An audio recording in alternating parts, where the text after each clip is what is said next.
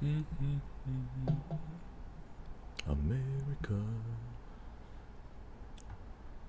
Ladies and gentlemen, this is Joe J Movie So Awesome. I'm Joe. I'm one Jin. Tonight we're going to talk about Fargo Season 5, Episode 8. Here we go. Full spoilers ahead. Spoilers alert. For the episode and the entire season.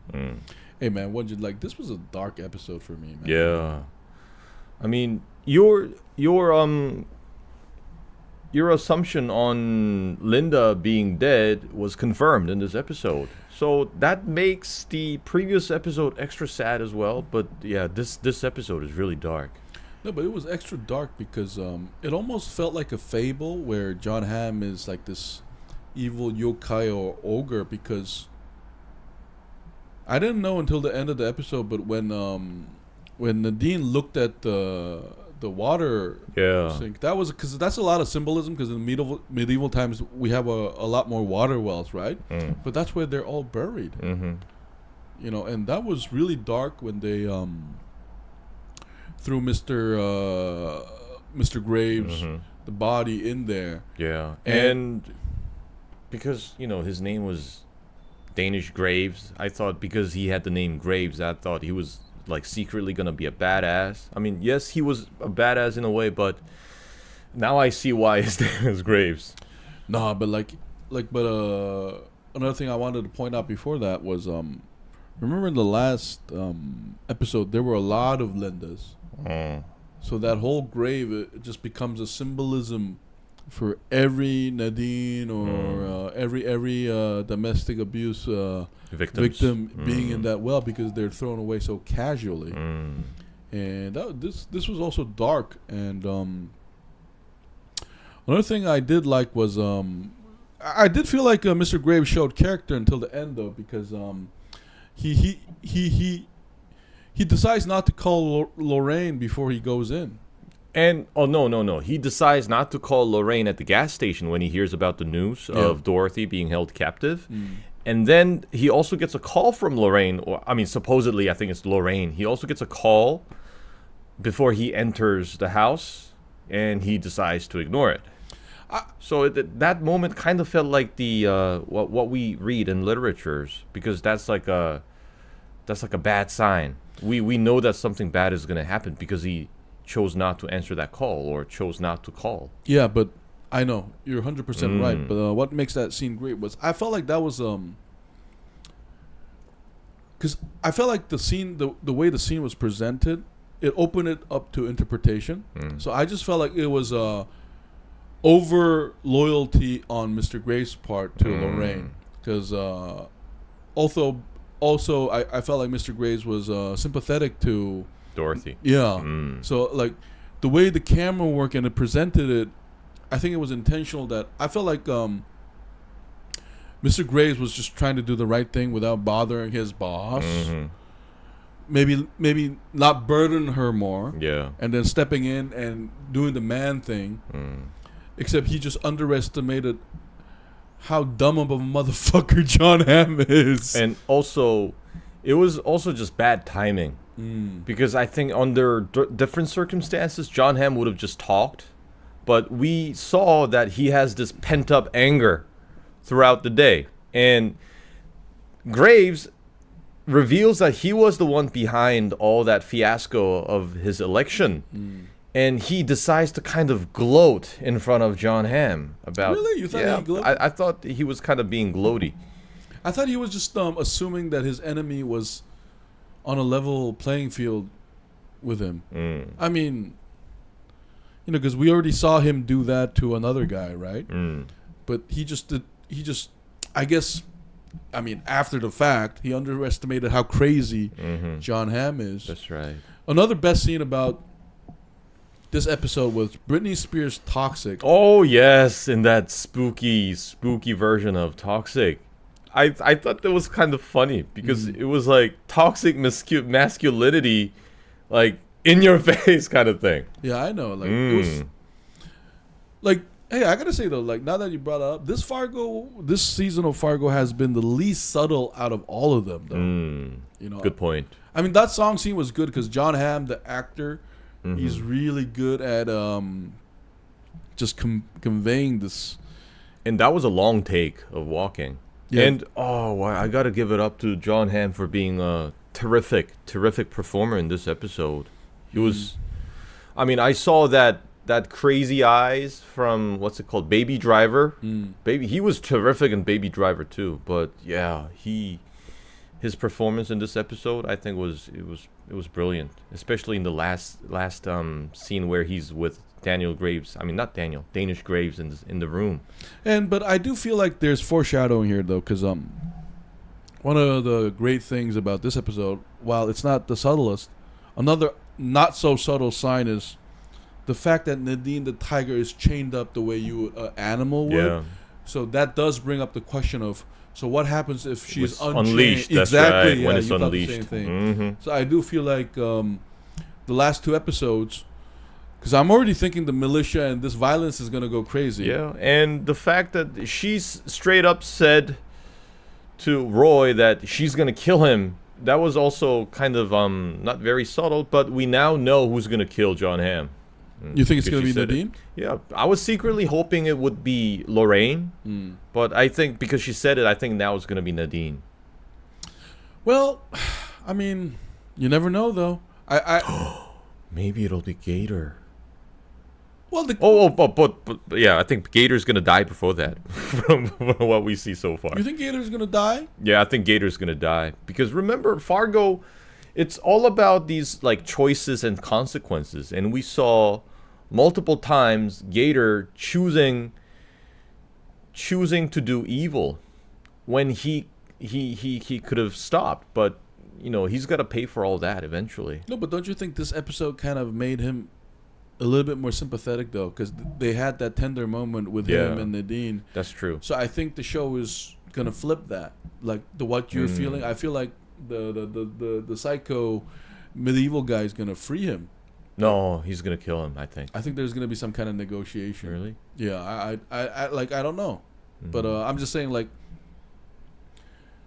Yeah, I just felt like Zezzy is agreeing with you, but I felt like Gator is gonna get some sort of redemption because, like, you gotta remember the structure of the season has been he's an asshole, but we see layers of him where you could argue that he's also a victim, and I feel like depending on the conversation he has with the medieval psycho vampire guy, like the vampire guy having this weird moral philosophy might decide to let him go. Like I think, like or something along that line where it's weird.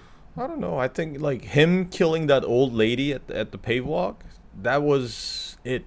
No, but there's an argument to be made that was a mistake. It's manslaughter, but not murder. You know what I mean? So I'm not disagreeing here, Wonjin. I'm just saying like this episode just brought in just a lot of elements where I didn't expect some things to go the way we. I mean, we all expected the first wife to die, but I felt like Gator did get a lot of chance to show different shades of him.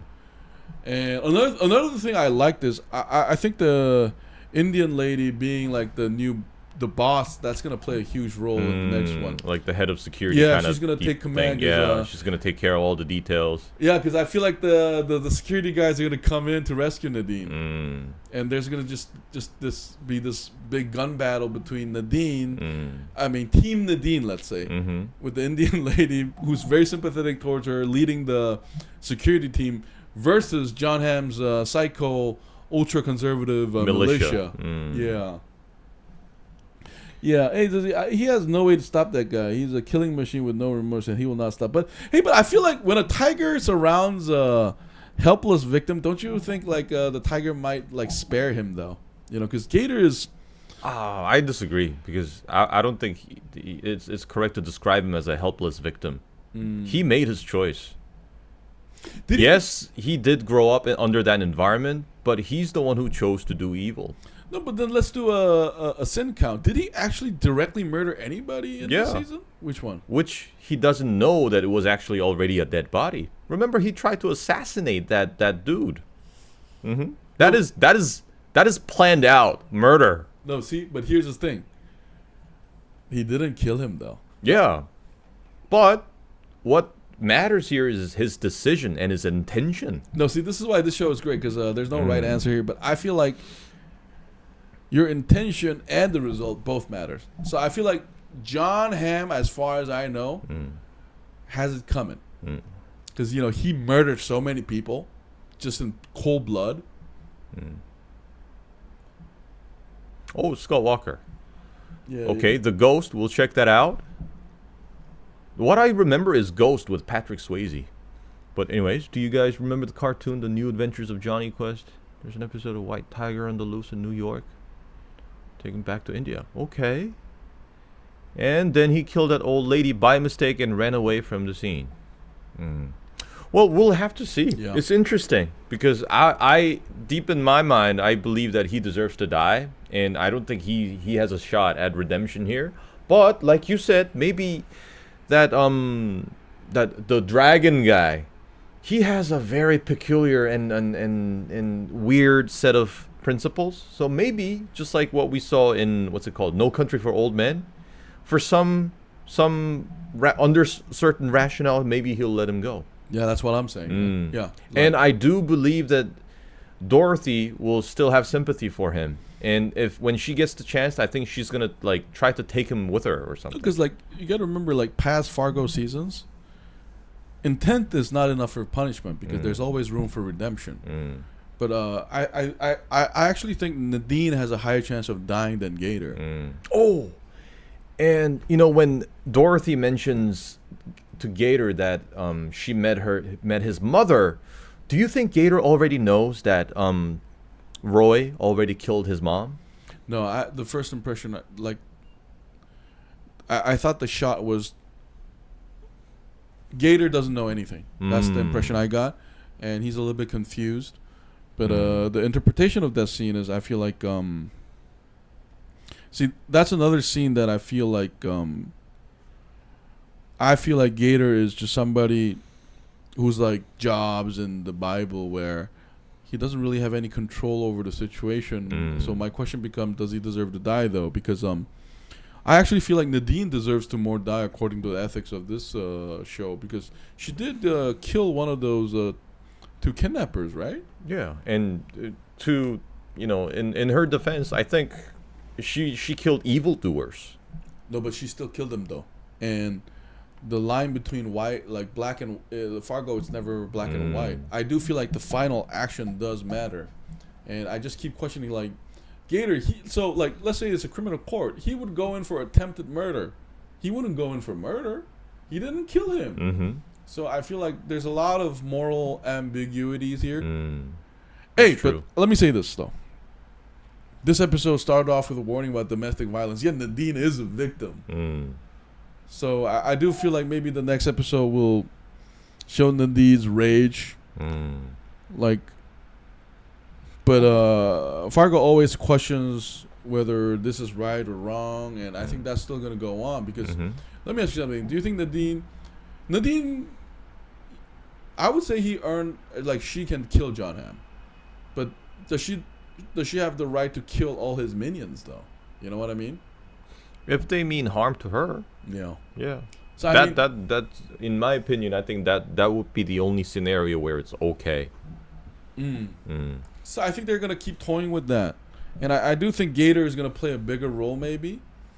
And I do like the African American cop finally making an appearance. Yeah, and I love how he quickly observes and catches what's going on, and he gives her gives Dorothy chance to walk away from Jon Hamm. But I love the fact that although she was terrified not because of her life, but because she was worried that Jon Hamm might kill him. Yeah. I love how she conveyed that through her acting. That was a great performance. I do hope the next scene we get a heart-to-heart moment between Nadine and her mother-in-law. Lorraine. Yeah, because you can tell they're common spirits. What I mean by that is they're both fighters, but they fight in a different way. Mother-in-law fights through understanding of the world and manipulating its systems and apparatus. Nadine likes to use her physicality. And I hope there's this wonderful duo between them. Is it Z? I think Dot's sympathy towards Gator might get her killed by Gator. Okay, that's also possible. That's actually a good. That's a good theory, because you never know how Gator's gonna take it, right? Yeah. That's actually a good one. And Scott Walker, I love tigers. My favorite white tiger. Scientifically proven white tigers are more aggressive than other tigers. I love tigers as well. They're majestic animals, very smart, very powerful, apex predator. Yeah, Within got their all the region. qualities. No, but lions will fuck them up. Yeah, because they behave differently. Yeah, They gang up. Yeah. So tigers in the wild, when they're alone, I think they have no chance against lions. But one-on-one, it's a different story. But lions don't roll that way. Yeah. But anyways, so another great thing I like about this episode is the way the episode started. You know how Danish Graves is like submitting papers for like people change. Yeah, like changing people's names, and he was going through the ledger and crossing off some people's debts. I was wondering what was going on, and later it's revealed that it was all that part of the plan to basically torpedo Roy Tillman's election campaign, which was pretty funny. And it's a theme recurring in Fargo, because remember even in the movie, like, it's a commentary on our bureaucracy and like civil office. You know, the mundaneness of it. Because remember in season 3, I think they keep going to the bowling alley and they have to talk with this, you know, like god or godlike figure. Yeah. And it's a very funny like story trope. And I enjoyed that too. And that's a continuation of the theme of Lorraine. She understands how this world is just built on papers and ledgers and names. Because what is everything we do is registered, a legal entity for taxation purposes. And life and death is all there. And I like how they bring that up. Because even in No Country for Old Men, Sugar can't kill the motel business lady. Like, so it's like a commentary about like how like the bureaucrats of the system is much more scarier than any murderer or killer. They're the real. They're the ones with power. Yeah, and Graves fucked it up. Yeah, I think they're. I know a thing about him for years. Will eat between lion and tiger fight. There's an old black and white movie. A trainer from a male lion. Oh, okay. We'll check it out. I saw some videos of them like putting them up to fight each other. But another thing I liked about this episode is the moment when Jon Hamm killed Danish Graves. Because previous episodes we saw Jon Hamm shooting that guy who abuses his wife and like instantly making up like alibis and like evidence and reason behind his killing. But this time I don't think he has any of those. He was very impulsive, and this feels like that it kind of feels like that L'étranger moment when he kind of fucked up. No, but let me tell you what that is, Wonjin. It's the moment where his hypocrisy and his mask comes off. Because he killed somebody for domestic abuse. Yet now we know he's not only a domestic abuser, he's a domestic murderer. So that scene was great in the build-up where we heard the toxic music. We saw him walk in. We saw him beat up Dorothy. And that's why you feel this way, I think. Because the moment he just pulls out the gun, you thought you were so smart. Why are you so dead? It's like the complete mask taking off. You know, because you present yourself as this sheriff who's protect constitutional value. You kill somebody because he beat on his wife. Oh, shit, it turns out you are a stationary rapist of a 15-year-old girl. You probably killed your first wife. Your son is obviously grown up abusive. He would have been better in a foster home. So that's when like his total animal self is revealed. You know, that's why that moment is so shocking, because there has been the 7 episode of prior buildup of and you know, one of the thing about him is like they cast Jon Hamm so well because like, you know, who can you really trust? He's a handsome man. So people, because remember in the prior episode, the nurse was like, "Oh, I could lick him." Like eye candy, was that the word she used? Yeah, it's the moment when like his handsome persona is all revealed, and it's a commentary on our world because like You know how people are so dumb? They trust you if you're so good looking or pretty. Oh, that also takes us to Indira's husband. Yeah. No, exactly. Yeah, good point. So, like, the moment he did that, I was just like, listen, we're all a little bit hypocritical, but you, wow, you killed somebody over domestic abuse, yet you are the worst one out of them all. Like, that's why I keep saying, like he's gonna get the worst punishment ever. Yeah, that's the moment I feel that he's gonna get, like, there's no way out for him this time. No, so that's why the psycho killer is more understandable. Like, see, this show keeps testing our perspective and morals, because let me ask you one, Jin. I just felt like this is so weird. Like, human are illogical. I just felt like the psycho medieval killer guy killing his foster mother's son with an axe was more justified than Jon Hamm killing that domestic abuser. You know, it's really a commentary about how we view violence when it is permitted. Yeah. And that's why you mentioned about the Gator thing, because you were talking about the legality of it. So, like, I like, for me, I do feel like Jon Hamm is the worst out of all of them. Yeah. Because think about the medieval killers. Can you blame a wolf for hunting sheep? It's what they do to survive. Yeah, I feel like at least his intentions are very pure, and his morality is very black and white. Yeah. I want to eat. You fuck up. You act like a piece of shit. You die. But on the other hand, when herbivores kill these carnivores, you know that they're doing it without any necessity. You think so? Yeah. Oh, shit, that's another conversation. Yeah, you stomp a lion to death. That's you know that they're gangsters. No, but that's also that's a whole other topic, man. That's pretending future topic. But anyway, like what I'm trying to say is there's like no right and wrong answer here. But I did feel like Jon Hamm was a complete hypocrite. And very good point. That's why when Nadine choked him with the chain, I was like, kill that motherfucker. Yeah. And also I remember like him punching that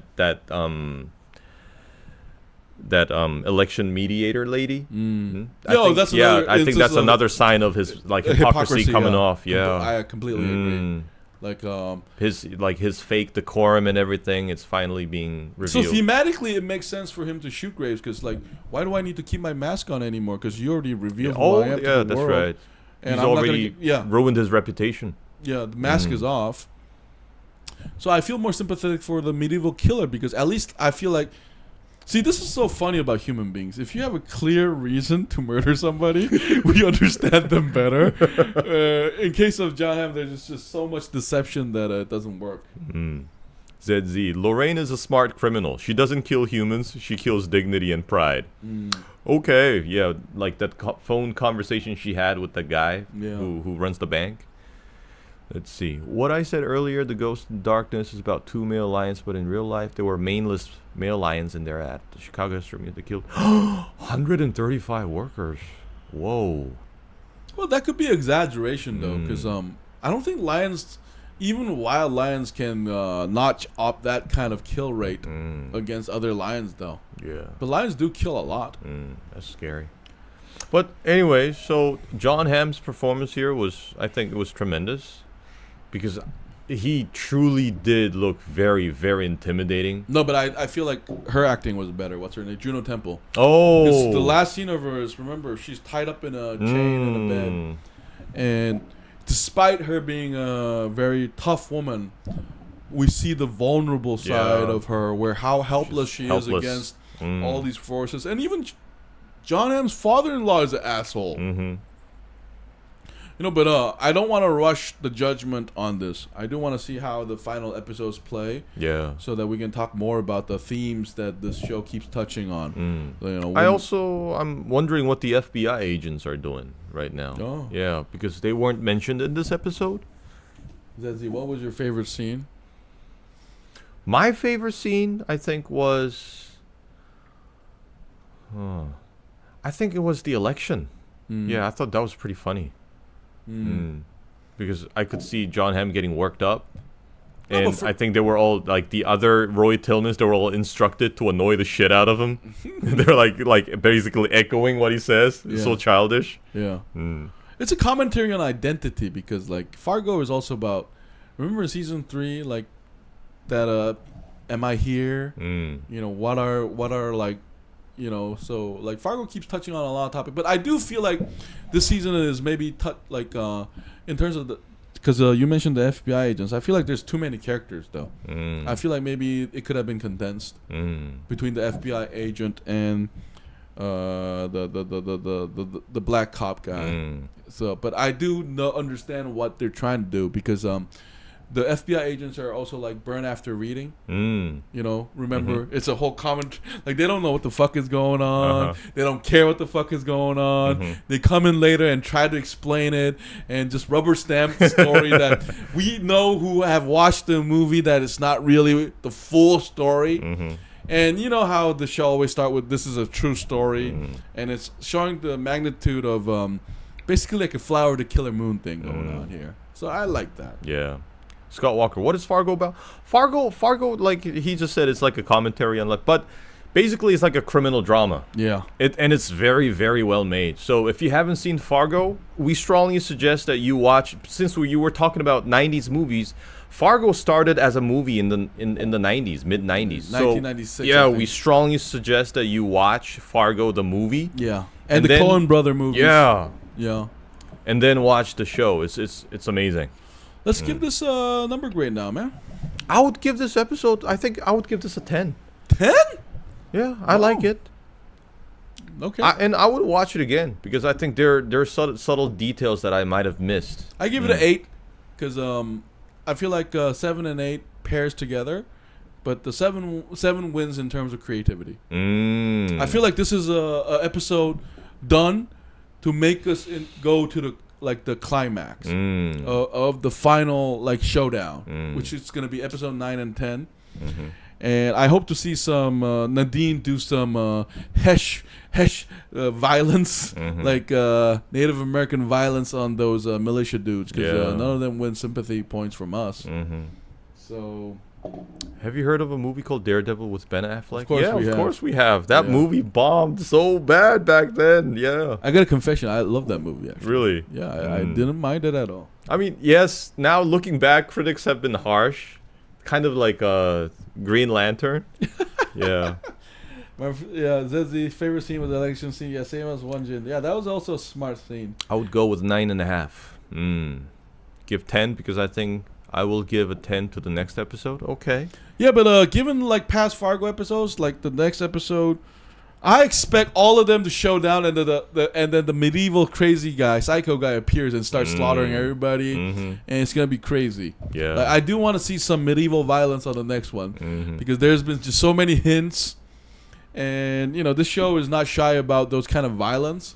So how do you think things are gonna unfold in the next episode? Do you think like Lorraine and her security details will like storm his ranch? Yeah, absolutely, because they got to rescue Nadine. I think and I think Graves, he's not he's suddenly not answering the phone. No, but remember the Indian American lady already went to Lorraine and said they found your daughter-in-law, and then Lorraine pulls her in. They're going in, and then she's gonna check on Graves, and he, like you said, not gonna answer back.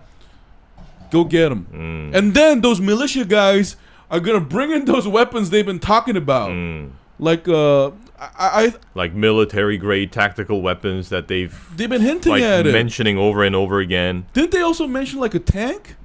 There might be a tank on this one. Yeah, or at least a Hummer, like a military like vehicle or something. I feel like it's gonna be crazy, and I think the Indian American I do think the African American guy had this tension with Gator, so I think Gator gonna come free from the psycho guy. He's gonna come in, and the American is gonna be like just like crazy shit. Like, what the fuck? Remember in like Fargo season 2 when Hanzo shoots Reinhardt's second son in the head, and then brush my hair, and he goes psycho into the motel. Like, you never know. Yeah. So like episode 9 and 10 might just be like one of those episodes where it's like continued right away, like cliffhanger ending from episode 9. And we kind of, judging from previous seasons of Fargo, we know that it's gonna be like a complete pandemonium. It's gonna be a mess, like you say, because we saw that happen all the time in previous seasons. And just like Hansi, who was kind of he was kind of unpredictable towards the end, and I think we're gonna have that. I suspect we're gonna see that happen with Gator, because something shaky about him, and also we have that dragon guy, the weird dude, psycho medieval guy. So far it's been a lot better than season 4 in my opinion, and I'm dying to see what happens in our last couple episodes. Yeah, there's the one thing I'm sure of. The medieval guy's gonna spare Dorothy. I'm 100% sure of that. You said 100%, Zizzy? Are you sure it's not? It'll be hilarious if he kills Dorothy for some weird reason. You never know, Zizzy. But shout out to you, Scott Walker. I mean, there was supposed to be a Spider-Man crossover, Tobey Maguire and Ben Affleck in 2003, 2004, but that idea got axed. Well, that movie never mixed because Tobey Maguire one is a masterpiece. I don't see how like that can work like the Marvel format, especially after Daredevil bombed in the office. But Ben Affleck was great as the Daredevil. But anyway, guys, so I give it an 8, you give it a 10, so this is a 9 for us, guys. Yeah. Fargo is almost coming to an end. Hey, but me and Wonjin's blood sugar is running low, so we will talk about anticipated shows and movies of 2024, maybe at a later date. Yeah. Hey, but anyway, thank you so much for joining in, guys. That has been our take on Fargo season 5, episode 8. Zizzy, I hope I'm wrong, but I have a feeling that the medieval guy see through Dorothy, and he's also not interested in her existence.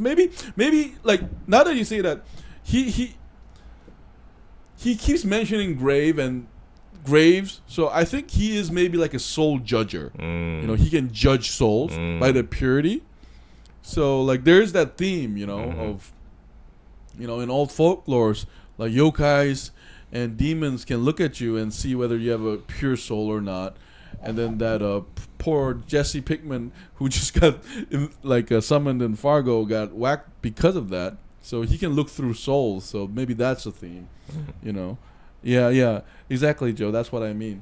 But Nadine's soul might not be as pure as you think, Zezzy. Because remember, she said to Lorraine that she's been through 6 different hells. You never know what she did in those 6 different hells. Yeah, that's another theme. Because it brings up imagery of purgatory and redemption. So I think the question will become whether Nadine deserves her fate. And I think Wonjin, you mentioned it, but this show is not exactly fair. Yeah.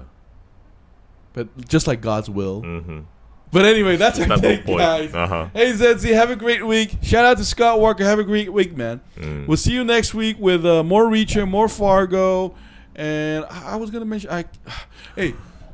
And we do have some new shows that seems interesting. So we'll check those out. And if they're like worth... True Detective is dropping on January 14th. The first episode starring Hannibal lady, Jodie Foster. So I'm definitely going to watch that. I think Wonjin, we're going to watch that. Yeah. Anyways, guys, we will update you guys with shows that we might do if we have a clear idea of it on our channel. Okay. Thanks so much, Zezzy.